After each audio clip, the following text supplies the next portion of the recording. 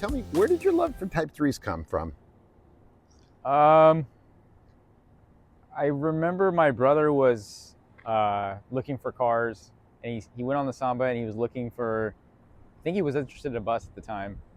And that's how I found out about the Samba. So when it was time for me to get a car, he ended up not getting a bus, but by the time I was getting old enough to get a car, I started looking, and I don't know why, I always wanted an old car. It didn't really necessarily have to be a Volkswagen, but I wanted a classic car. And I was looking at different kinds of things, and I kept looking at different cars. And then finally I happened upon the Samba, and I saw a squareback, and I was like, that's my car. I got to have that thing. So I bought a squareback. It ended up being the worst thing. It was a horrible car. It broke down and things like that. But then I started learning about them. And as I worked on them more and learned more about them, I just really liked them. And I think that's just how I got sucked into that world. Well, that's cool. Very cool. Well, I'm telling you, it's definitely an interesting world. And when I saw that you got this, I thought, dude, we got to show this thing off. So can you give us a quick tour and see if that dog over there gets tired of barking at us? So, like I said, it's the cleanest 6-bolt horn ever. Yeah, man. Ooh, that is pretty cool. I like it. All right. So, Josh, dude, this thing's cool. What year is this thing? It's a 62. A 62? Yeah. Oh, my God. This thing's early. Yeah, it's pretty early. It was built December of 61. So it's a pretty early 62. Yeah, big time. Wow, look at that. What are those knobs over there on the side, dude? Which knobs? These? Yeah, those. These are for the headlights. Oh, that's so cool. This is the dimmer right here, here. Headlights, wipers. And then this is the squirter, if it worked. That is so rad. Work. It doesn't work. Dude, this is so cool. This is my first time inside this thing, and I'm just tripping out on all of the different little knobs and everything else. This is pretty rad. Can we go for a quick ride in it? Yeah. All right, cool. Let's do it.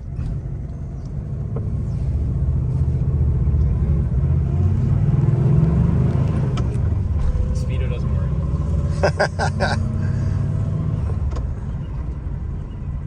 Wow. Now, is it me or are the needles I thought the needles were white. On the early ones till 64, they're basically what you call red or orange needle. Right. We call them red needle, but they're kind of an orangey color. Oh, this thing is a trip. Look at this. So, wow. Is this thing all original? For the most part, yes. Like the headliner's original, the interior's all original, the cocoa mats are new. Okay. Like they were made after. The carpet's original. The sun visors are original. Seats, wow. Everything. Dash pad's original. But the outside of the car has been, had some paint touch-ups and stuff. Okay. Now we'll take a look at that. So this is so cool. Now what's this color called? Ruby red. Oh, this is ruby red. Okay. Yeah. Huh. Wow. It's such a trip cruising around in in a car that I've normally not really used to, cruising in. It's like I've been in buses, but not too many Type 3s, other than yours. You're 68, right? Now, what do you like about this car the most? The reason I like this car is because it's kind of a weird. If you're a Type 3 nerd, which I am, it's got a lot of weird stuff on it. It's like they hadn't figured stuff out yet. So, because this car is like number 10,000 that they built, they're still figuring out, like, does this make sense? Is this the right thing to do? Mm-hmm. Just like how Volkswagen changed the Beetle so many times. The same thing, they were constantly making them better. Right.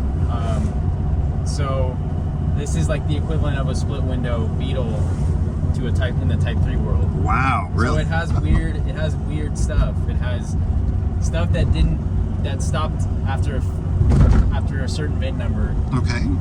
Like, educate me. The knobs on the dash, they say fresh air in German. Okay. They got rid of that after a few more cars. Like, they didn't run that again. You didn't think fresh air was important anymore? No, there's still fresh air, but maybe just because it's in German, maybe they thought, well, I mean, I don't really know why, but I guess they're just like, well, we don't need to put the German words in the car. Huh. After that, they get little dots on them. Really? They don't, and they have no arrows after that. So this is like an early thing. The button on the glove box is really, really big. They got rid of that after a while. Really? What did they put? A much smaller button. Huh. Okay. It's almost like they were figuring out the cost effectiveness of the car too. Right. Like, these are more expensive to make. They're more ornate. Right. This knob is all white. The later ones are gray with a white top, and this one's all white. Wow. That's funny. There's little funky stuff. The shifter boot's all gray. It's ripped, and then the e-brake boot is gray. Dude. These armrests are gray. They're not black like the rest of the stuff. They only ran this interior until 63. This salt and pepper interior. And it's cloth. Yeah, it's cloth. Super cool. Well, typically the European cars got cloth interior, whereas like the US cars got vinyl. This is kind of split because these seat covers are both. Okay. The top halves are vinyl, and the bottom halves are, well, it depends, I guess, where the beading is. But there's vinyl and cloth at the same time. There's a lot of other funky, weird things. This mirror, it's what, like the name that people call the nickname is a cat's eye mirror. A cat's eye mirror? Because it has a kind of a sharper edge shape to it. Well, there are a lot of different intricacies. Yeah, there's a lot. And then the brakes are, the rear brakes are Beetle front brakes, if that makes any sense. Okay. Really? Yeah, it's they took a Beetle backing plate that would have been on the front. Okay. And instead of drilling it for 3 holes for a bug spindle, they drilled it for 4 holes for the back. And then they punched out a hole for the e-brake cable. And then the drums are specific to these cars. Okay. And they have drain holes like early bugs. Really? Because they used an oil slinger. And they didn't have, where the bearing retainer is. It didn't have a weep hole. It actually, if any oil got past the seal, it went into the slinger, which is part of the, on the drum when you blow that up. And it goes outside the edge of the drum. There's a hole in the drum. Wow. So that's like up to, I think, car number 23,000 or something. Wow. Something like that. I don't remember the numbers off the top of my head. But this car also has these pop-outs. Okay. It's like they hadn't figured pop-outs for these cars out yet. So they have seals that are very, very different than the later pop-outs have. Okay. The seal is actually on the body. It's not on the pop-out. Oh, really? Yeah, it's opposite. So it's just a glass, like floating glass frame? Well, there's the aluminum frame, but instead of having that outer seal like buses and bugs have, the seal is actually on the body. So when you close a window, it seals. That's pretty neat. That's pretty rad. I mean, I think it's pretty cool that, having it be so original, it's definitely a great example of what you can use for, restoration, kind of go off of this, or, well, I guess at least for something this early, since you said it changed so many times, right? They started changing a lot of stuff. I think it was maybe cost effectiveness, maybe the manufacturing of the parts was too expensive. I don't really know. The market was new for these cars, so they were just figuring it out. Because these were the most these were the top of the line. Yeah. They had a clock, which only deluxe buses got a clock. These you got a clock with, you got what they called wall-to-wall interior, or wall-to-wall carpet. Okay. And you got a fuel gauge that was electric. Oh wow. You got the brakes in the front are like bus. They have 4 wheel cylinders in the front, so there's 2 per side, just like a bus. Okay. To compensate for the heavier vehicle. How much heavier though would it be than a Beetle? Not a ton. Just they were more powerful. They had a 1500 engine instead of a 1200. Okay. So it was the heavier weight plus the more power they wanted you to be able to actually stop. And when the brakes on these things work properly, they actually stop really, really well. When did they go to disc? 1966. In 66. Okay. It is definitely, it seems like a more advanced type of car. It seemed like they put a lot more thought process into this, huh? Well, I mean, what I've told people before is they introduced this car in, I believe it was 1961 at the Frankfurt Auto Show. And the idea with this of this car was that it was supposed to take the place of the Bug. Really? This was supposed to supersede the Bug, and the problem that ended up happening was the Bug had such a following that it didn't outsell it, and so the Beetle kept going. And eventually they killed this car off before they killed the Beetle off. No. Now the steering wheel, is it Type 3 specific or is it the same as a Bug? It's the same as Bug. Same as a Bug. Okay. Turn signal switch, same thing? No. Turn signal switch is not the same. Oh, really? Steering column is all different. Ah, okay. Like the lock cylinders like this, it's it's perpendicular to the column. Right. These had, not all of them. I don't think all of them had it, but some have a locking steering column. That was part of this. You didn't have to have an accessory. Okay. Yeah, the turn signal switch is specific to these. A lot of the parts are specific. There are some carryovers. Okay. Carryover parts. Let me ask you this. Now, as far as Type 3s being exported to the U.S., they didn't export the notch? No. And why? Do you know? I don't know why. I think because Corvairs were too cool? Yeah. Well, maybe it goes against what I'm saying about the whole, this was supposed to take out the Bug. I think they didn't want to completely destroy the Bug sales. They thought maybe this would kill the Bug sales. So maybe I'm wrong in that. I just always thought that that's why this car existed. But maybe I'm kind of contradicting myself. But the cars were available in Canada, so they were available in North America. They just weren't available straight through the U.S. Wow. A lot of the cars came through like service members, and then eventually there was also the tourist delivery program, which is you could order a car and you could pick it up. You could pick it up. You can pick it up from Volkswagen, drive it around Europe, and then you can ship it home. This car was not a U.S. car; it was a European car. Oh, was it? Yeah. Okay. And do these have M-code plates like buses do? No. No? Oh, really? Okay, so the only way to find out? Is to get the birth certificate. Wow. Okay. Oh, yeah, I just realized even the sun visor clips are unique. Oh, the boots? Wow. Yeah, they do look like little boots. They're like Italian boots.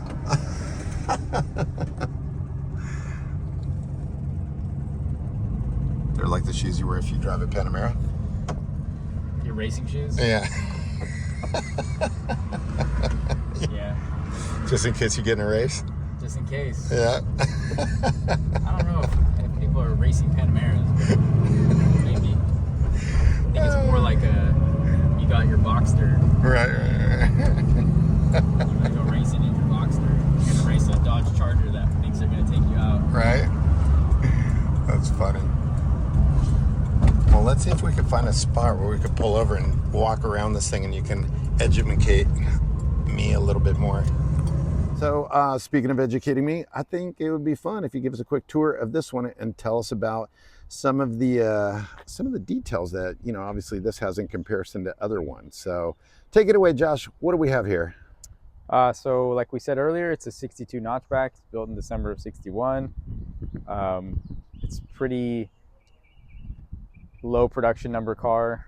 I guess if you could imagine from zero, this is 10,562. Wow. There's a couple weird things about this car as far as the hood crest, where the emblem is. The emblem's different on these. Really? It's like a thin emblem, but how high the crest is actually different. Like the stamping on the hood itself is different. Yeah, look at that. And they stopped doing that after a while. Huh. This has Euro headlights, but that's not necessarily rare or Okay. anything. But this, you said it's a European model anyway, right? This car is a European model. Okay. And interesting. This car, it does have these bumpers would be specific to the early cars, but these bumpers have been replaced. They're not the original early bumpers, but they look about the same, but there's slight differences in them. Like I had mentioned, the cat eye mirror, that's an early thing. Yeah. These wheels look like bus wheels. Oh yeah, look at the shape of that. Huh. They do look like bus wheels. I mean, they're vented. Slot. It's like a bus center. Yeah. It's a 4.5 wheel with a slotted center for, I think for braking to get some air in there. And then it has a thin hubcap. This doesn't have hubcap clips. Oh. It actually has a boss on the center of the wheel that clicks in. Oh, really? Yeah. So so the center is actually different. It's not the same as a bus, but but it looks, for the most part, it looks the same. I've always loved the side markers on these cars. Yeah, on this year up until 63, they were up high above the line. Oh. In 64, they moved to here. Oh, no. And then the cars got trim. These cars didn't come with trim up there. They came with this rocker trim that's actually called slash trim. If you look at it, it's actually slashed with the shape of the fenders. They stopped doing that. I wonder why. I think it looks the size of the trim stayed the same, but they got rid of the slash and they just put like a flat end on either end. I don't know if it's just a styling thing or whatever. That's what I was talking about the pop outs. The seal is actually on the body. It's not on the frame. So you can see there's a rubber seal right here, which you wouldn't normally see. This would be pinch welt here, just like the way this is. But if you look at this is actually different pinch welt too. Yeah. Type 3s have pinch welt like bugs. Yeah. But the early ones have this kind of style, which is a different profile. Look at the view. I love these seats. These seats are so rad. I love the print, the style. So cool. It's interesting too how they made Type 3s wider. And then now this is kind of interesting. So what's this knob for? That's for the backrest adjustment.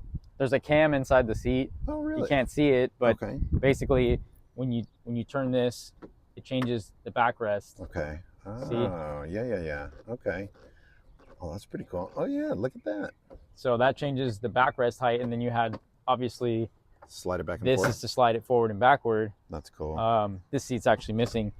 The piece broke off. There's a piece here that hooks into here. It's actually somewhere in the car. It fell off. Spot welds broke. I love the fact that the rear seats had the armrest. Was that a thing throughout all the years or what? No, I don't really know the whole story on the armrest because I've seen them with and I've seen them without. Okay. Super smart though.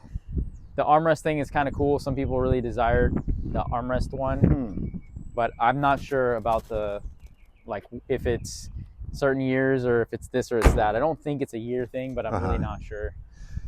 Now, the I don't know, would you call it fender beating? It is fender beating. Okay, that's cool. Now, are these fenders, would they actually be kind of the same as a squareback? No, the fenders are different because of the shape of this. Oh, that's true. Okay. So because of the shape of the roof line, the fender is different on notchback. That's right. Fastback squareback fenders are the same. They're interchangeable. That's what I'm thinking. Okay. Front fenders are interchangeable. Oh, really? Throughout all of them? Yeah. Okay. Front fenders are interchangeable. Well, unless you have a gas door car, which is like a 68 and later car. Okay. And then the filler neck is through the fender. You could still put one on. Obviously, you can do the modifications. It would still bolt up, okay. but you wouldn't necessarily need the hole if your gas tank is under the hood. Dude, I got to tell you a funny story. Looking at these vents back here, I remember when I went back to visit my family in Guatemala one time, I went to a dealership, and hanging from the rafters, they actually had NOS roof clips. A full roof? Yeah, full roof, but I didn't know what it was, and I was looking for bus stuff. Little did I know, it was Notch. Yeah, so this is the whole piece all the way to the front cowl. Yeah. One piece. And it got like they bent this over. Wow. That's how they built the car. Look at that. So here's a question for you. I noticed like the rust on the headlights and stuff. Is that common? I mean, I've seen that like on some Gias and stuff, but I mean, like, Type 3? How does this? Why are they notorious for getting rust there? Usually they get it here, here and here. Okay. And it's the way the fenders are made. There's a panel that comes up and they kind of come together like this. Okay. And it now allows moisture and dirt and stuff to get in there, and then it can't get out. Okay. My guess is with this same situation, where this car came from Norway. I believe it's Norway or Sweden. Wow. And so it was obviously in cold weather and snow and things like that. Wow. My guess is dirt, mud, snow, things got packed into there and wedged. And then just over the years, it just ate through the paint, then ate through the metal, and then it was all gone. You know, so I can actually put my hand into the headlight bucket. Nice. That's, I mean, to think that this thing has survived all these years and from both sides of the globe now is pretty rad. Can we look under the hood real quick? I want to see what it looks like under there. And it opens the same as same as like a Bug. Okay. There's just a knob. Gotcha. There's 2 knobs on this car because it has an Eberspacher. The knob inside next to it, to the right of it, is it's actually the knob for the Eberspacher. Whoa, dude, that's rad. I thought that thing launched rockets or something. Huh? That is really cool. Dude, it is clean under here. That's awesome. Look at that. The spare is not the correct spare. Well, you get points off for that, Josh. Yeah, I know. I tell you. Dude. Actually, the windshield wiper bottle is also not correct. Okay. There's a bracket that's right by the reservoir, and that bracket is where the original one would be. Okay. This is a later one, and they cut a hole, and they flared this out. This is supposed to be bent down, and they destroyed it. And yeah, that's like not cool, but not cool at all. Look how clean this paint is on the hinge. It's like, yeah, so pretty.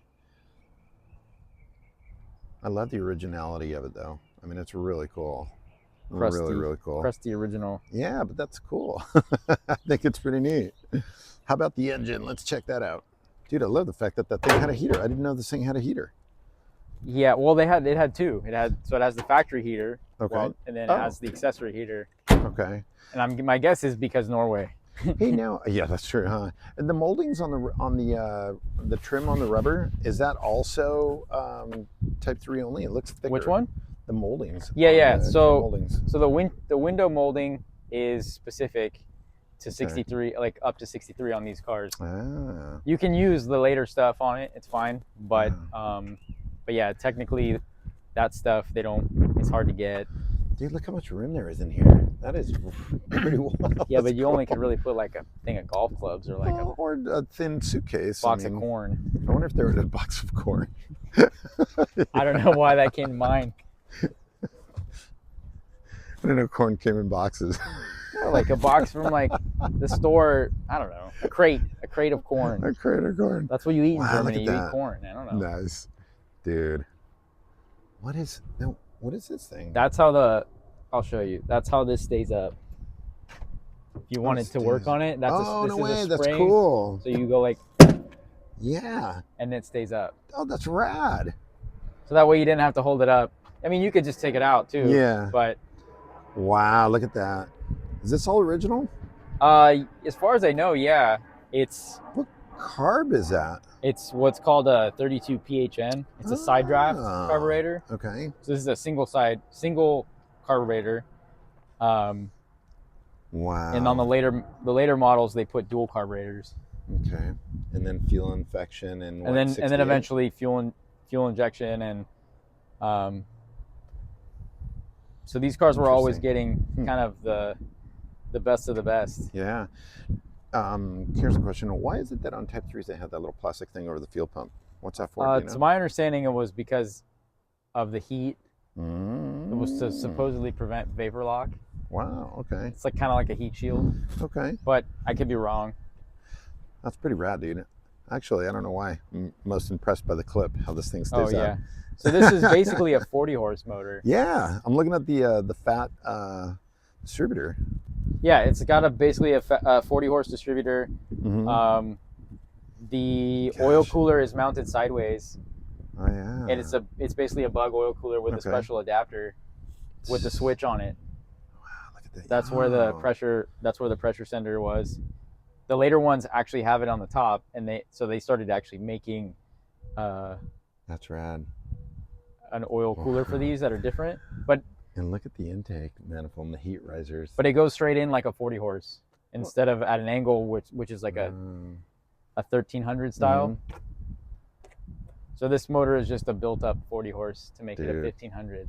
That's rad. That's cool. Well, this thing's pretty rad, man. I mean, is this your favorite Type 3 so far that you've had?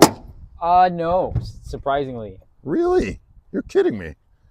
My favorite Type 3 is my original squareback that started the whole cool. I would say the madness or the disease. That's still my favorite car. Really? I think this one's pretty cool too, dude. It's a cool car. Yeah. I like it a lot. It's just one of those cars you don't really get to see all the time. But I still like my squareback. And you still have it, right? I still have it, yeah. Okay. So at least that's good. You are definitely a Type 3 fanatic.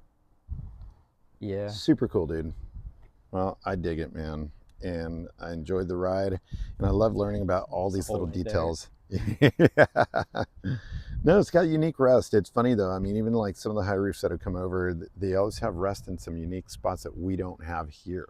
Yeah, I think it's just the combination of dirt and snow and things getting stuck in areas where they couldn't get out. Yeah. And then they just destroyed the metal in those areas. Yeah. Oh, well. Well, I'm stoked that you have it, dude, because I know you're going to go ahead and keep this bad boy nice and original. Super cool. I was thinking of slamming it.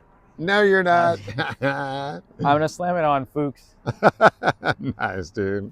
Yeah, I think slam it on Fuchs. Maybe paint it another color. Sure. Yeah, like orange or something. I think maybe purple. Yeah, purple. There you go. I think purple might be a perfect color for it.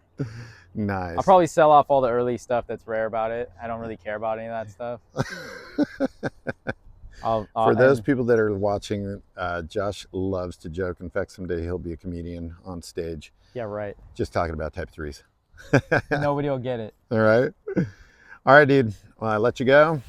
And thanks, man. I appreciate it. No problem. Thanks for the Type 3 education.